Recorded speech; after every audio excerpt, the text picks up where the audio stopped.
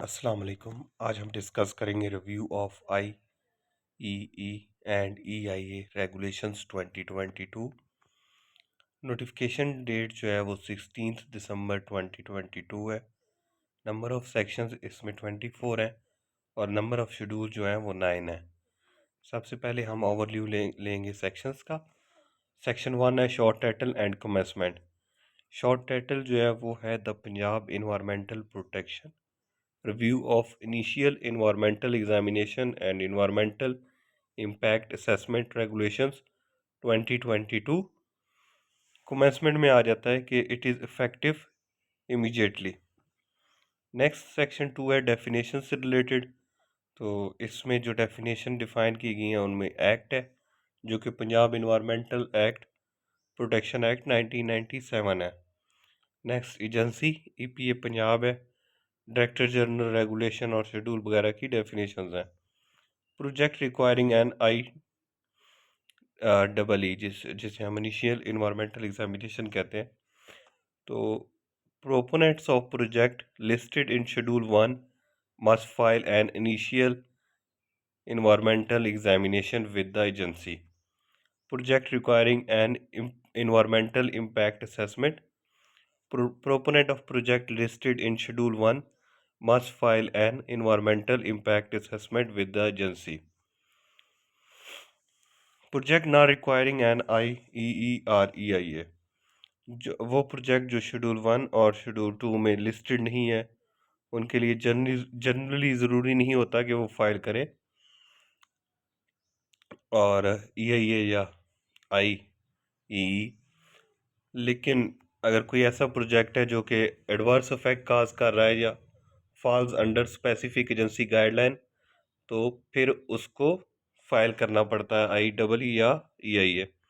और एजेंसी जो है वो किसी भी प्रोजेक्ट को ड्रैग कर सकती है फॉर रिकॉर्डेड रीज़न के वो फाइल करे। Review fee proponent must pay a non refundable review fee at the rate specified in schedule 3। Schedule 4 जो है सेक्शन 7 जो है वो filing of IEE and EIA। और इसमें जो शेड्यूल 4 है उसमें एप्लीकेशन जो है जो दी जाती है according to the form in the schedule 4। और इसके साथ अटैच की जाती है फ़ी रसीद और 5 ring bound hard copies plus 1 electronic copies PDF और वर्ड।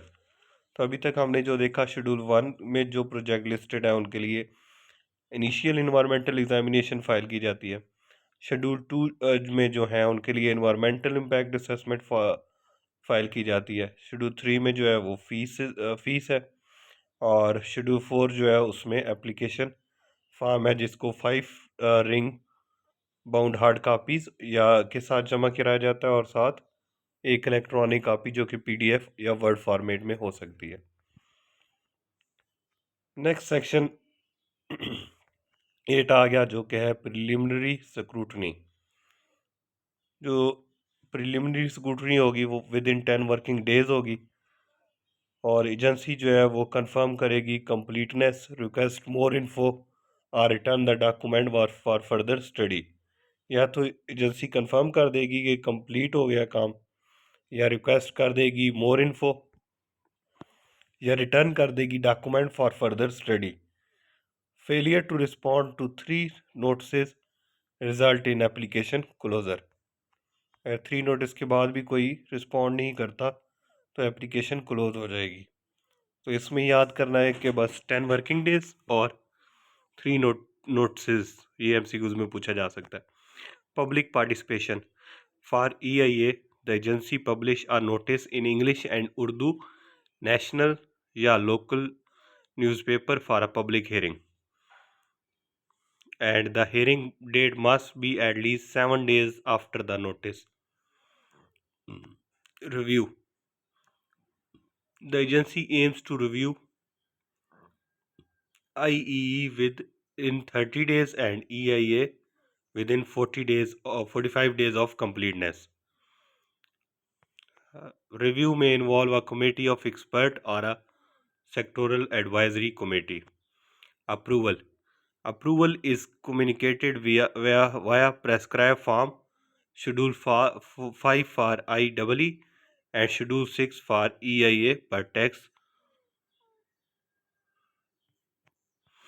And next आ जाता है condition of approval. Approval are subject to agency condition. Proponent must execute an undertaking before construction and obtain confirmation of compliance before operation. Schedule 8 के तहत undertaking ली जाएगी। तो अब हम इसमें देख लेते हैं कि अप्रूवल जो है वो शेड्यूल 5 के तहत दिया जाएगा IEEE के केस में और शेड्यूल 6 में EIE के केस में, और शेड्यूल 8 जो है वो है अंडरटेकिंग। देन 13 पे आ जाता है confirmation of compliance requires an environmental management plan. The agency may inspect the site and should provide confirmation within 15 days of complete request. Deemed approval. Communication of the agency approval must occur within 4 months of completion of preliminary scrutiny. Next आ जाता है extension in review period. The government in consultation with the agency may extend the 4-month communication period for specific cases. Validity period of approval. Approval for construction is valid for 3 years. Approval for operation is also valid for 3 years from confirmation. Extension can be granted for up to 3 years if no significant charges occur. Approval जो है वो 3 years के लिए रहता है for construction as well as for operation, और extension जो है वो भी up to 3 years तक मिल सकती है. Entry and inspection. Authorized agency staff can enter and inspect project sites, building and equipment to verify compliance before, during or after construction या operation. Monitoring. Proponent must submit a report upon construction completion and annual report during operations summarizing performance and compliance with the EMP.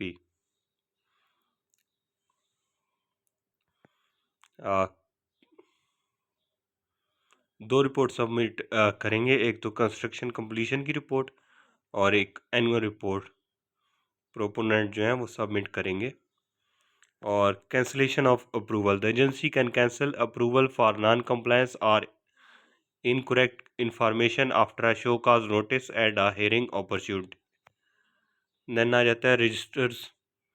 The agency maintain a separate registers, hard or soft copy, for IEE and EIA project in the form prescribed in Schedule 9. Environmentally sensitive area. The agency can designate such area. Any project in this area must file an EIA regardless of its category in other schedules. अगर कोई schedule 1 का project है लेकिन वो environmentally sensitive area में है तो उसको EIA फाइल करनी पड़ेगी. Environment assessment advisory committee. इसमें डायरेक्टर होता है जो कि एज अ चेयरमैन काम करता है. Representative from relevant department chambers and the deputy director as secretary. Other approval.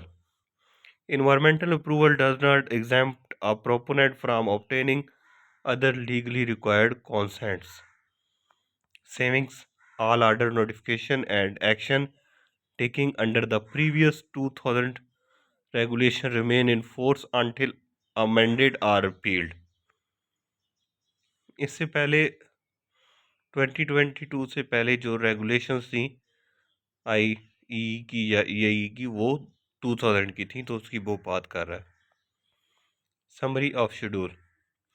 Schedule 1 list of project requiring an IEE, और इसमें कैटेगरीज इंक्लूड करती हैं agriculture, energy, manufacturing and urban development less than 300 kanal, और manufacturing में भी आ जाता है food processing वगैरह. शेड्यूल 2 में आ जाता है list of project requiring an EIA. इसमें nuclear power, cement plant, smelting plant, airports, major dams and project in environmentally sensitive area। Schedule 3 में आ जाता है IEE एंड EIA रिव्यू फी। तो 30,000 है EIA और project less than 10 million, greater than 10 million. उसके बाद आता है शेड्यूल 4, एप्लीकेशन फॉर्म आ जाता है और इसमें प्रोपोनेंट को रिक्वायर्ड होता है कि वो कंसल्टेशन डिटेल दें, प्रोपोनेंट की डिटेल दें, प्रोजेक्ट डिस्क्रिप्शन दें, जैसे कि लोकेशन, ऑब्जेक्टिव, लाइफ साइकिल और स्पेसिफिक EIA टेक्निकल डिटेल। और इसके बाद आ जाता है शेड्यूल 6, इसमें डिसीजन ऑन EIA। इसमें यह है कि form use by the agency to card approval with condition are require and EIA। Schedule 7 जो है वो भी अप्रूवल फार्म से रिलेटेड है। शेड्यूल 8 जो है वो अंडरटेकिंग से रिलेटेड है, from where the proponent affirm they will comply with all condition of approval and the IEE checklist। Schedule 9 जो है वो फॉर्म ऑफ रजिस्टर्स है for tracking project, include tracking numbers, proponent info, capital cost and date of receive approval और cancellation. Okay, अल्लाह हाफिज़।